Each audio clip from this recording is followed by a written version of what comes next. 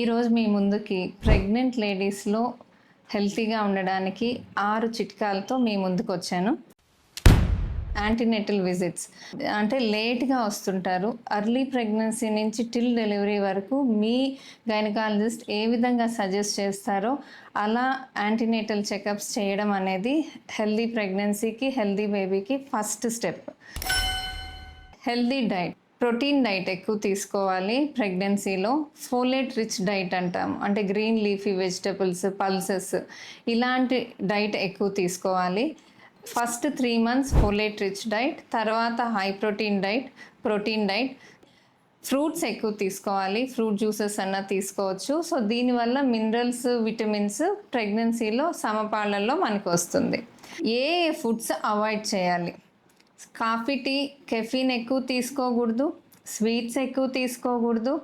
Ice creams, cool drinks, junk food తీసుకోకూడదు. ఎక్కువ మంది లిక్విడ్స్ తీసుకోమన్నాం కదా అని చెప్పి బాటిల్ కూల్ డ్రింక్స్ తాగుతారు. కూల్ డ్రింక్స్ అస్సలు తీసుకోకూడదు.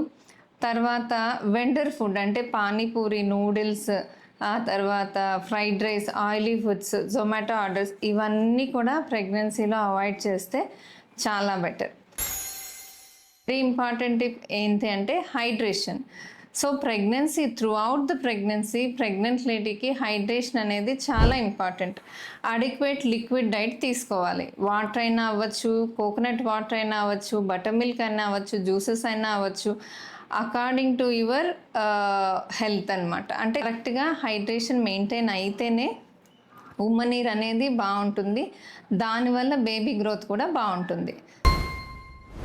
ఎక్సర్సైజ్, ఖచ్చితంగా అడిక్వేట్ ఫిజికల్ యాక్టివిటీ ఉండాలి. స్ట్రెస్ అండ్ స్లీప్లో అడిక్వేట్ స్లీప్ ఉండాలి. Night 7 to 8 hours of continuous sleep అనేది ప్రెగ్నెంట్ లేడీకి చాలా చాలా ముఖ్యం.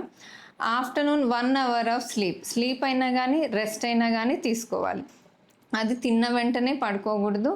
కొంతసేపు వాక్ చేసి పడుకోవాలి. Next is the stress free life. ఎక్కువ స్ట్రెస్ అయిందనుకోండి, బేబీ పైన చాలా ఎఫెక్ట్ చూపిస్తుంది. Stress free life at least 9 months ఉంటే హెల్దీ ప్రెగ్నెన్సీ, హెల్దీ బేబీ ఉంటారు.